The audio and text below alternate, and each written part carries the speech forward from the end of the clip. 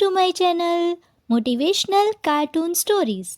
यहाँ पर हम आपके लिए लाते हैं मोटिवेशनल और इंटरेस्टिंग कहानियाँ जो आपको हर दिन कुछ नया सिखाती हैं।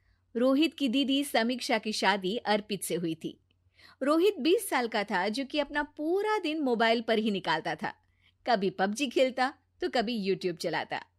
एक दिन अर्पित और समीक्षा समीक्षा के मम्मी पापा से मिलने आते हैं और देखते हैं कि रोहित मोबाइल से हटने को तैयार ही नहीं है। अरे रोहित, तुम्हारी तो आईआईटी की परीक्षा है ना? तुम तैयारी नहीं कर रहे हो परीक्षा की?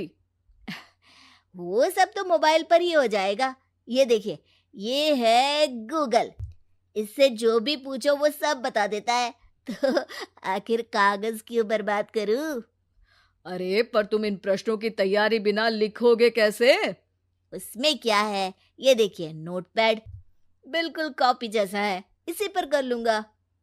हम जब तुम्हारी उम्र के थे तब हम दोस्त मिलकर प्रश्न हल किया करते थे।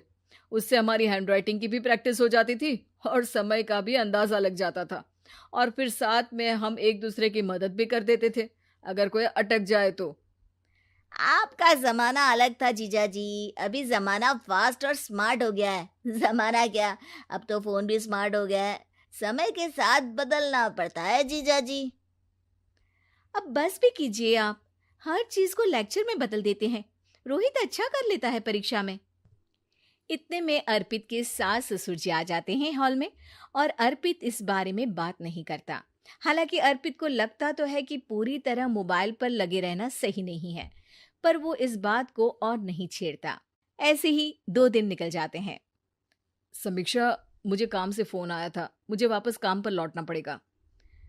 पर हमें आए हुए तो 2 ही दिन हुए हैं। अभी चले गए तो माँ और पापा को अच्छा नहीं लगेगा ना। अच्छा ठीक है, तुम रुक जाओ, मैं काम खत्म करके फिर लौट आऊंगा। एक काम कीजिए ना, परसों रोहित भी परीक्षा के लिए निकलेगा, आप उसी के साथ निकल जाना। दोनों वैसे भी बात नहीं करते, साथ में जाएंगे तो हो सकता है आप लोग आपस में बातचीत भी करने लग जाओ। आह, ठीक है, मैं काम को 2 दिन टाल सकता हूँ। उसी रात जब सब खाना खाने बैठे थे तो अर्पित अपने जाने की खबर बाकी लोगों को बताता है। मुझे काम के लिए वापस जाना होगा।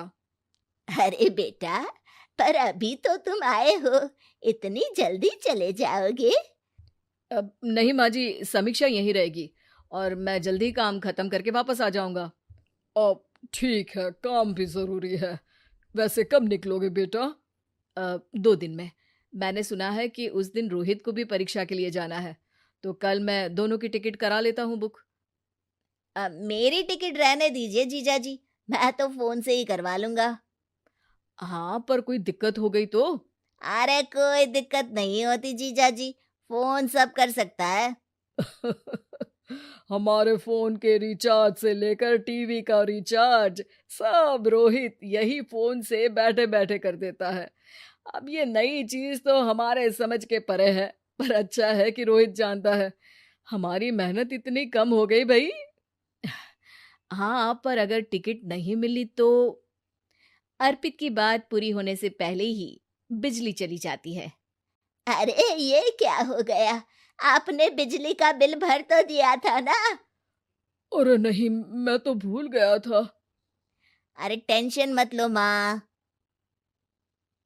देखा जीजा जी, आप बिजली का बिल भी भर सकते हो, समय बदल गया है। एक बार फिर अर्पित इस बात पर बहस नहीं करता। अगले दिन जाकर अपनी टिकट करवाता है और पैकिंग कर रहा होता है जब शाम को अचानक से रोहित के चिल्लाने की आवाज आती है। नहीं, प्लीज प्लीज हो जा, ऐसा मत कर यार, प्लीज हो जा। अरे क्या हो गया रोहित?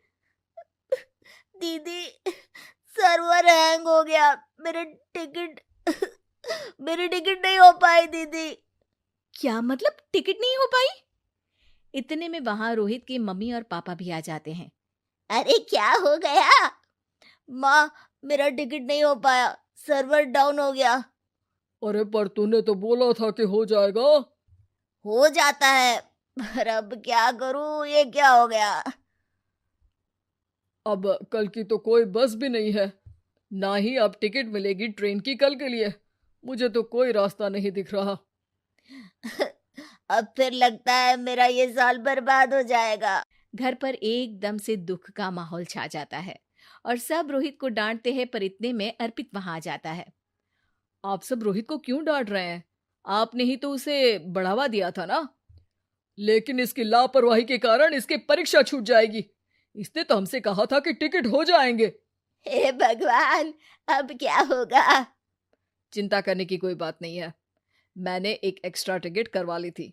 मैं समझता हूँ कि मोबाइल हमारा ही काम आसान करने के लिए है, पर उस पर ही पूरी तरह से निर्भर होना तो गलत बात है ना। रोहित टिकट को देखकर बहुत खुश हो जाता है और जोर से जाकर अपने जीजाजी के गले लग जाता है। सॉरी जीजाजी, मुझे आपकी बात ध्यान से सुननी चाहिए थी, पर थैंक यू सो मच। हाँ बेटा, तुमने तो इसका भविष्य बचा लिया। शिक्षा, दूसरों से मदद मांगना गलत नहीं, पर दूसरों पर निर्भर हो जाना। Thanks for watching. अगर आपको हमारी स्टोरी पसंद आई हो तो लाइक करें, शेयर करें और सब्सक्राइब करना ना भूलें।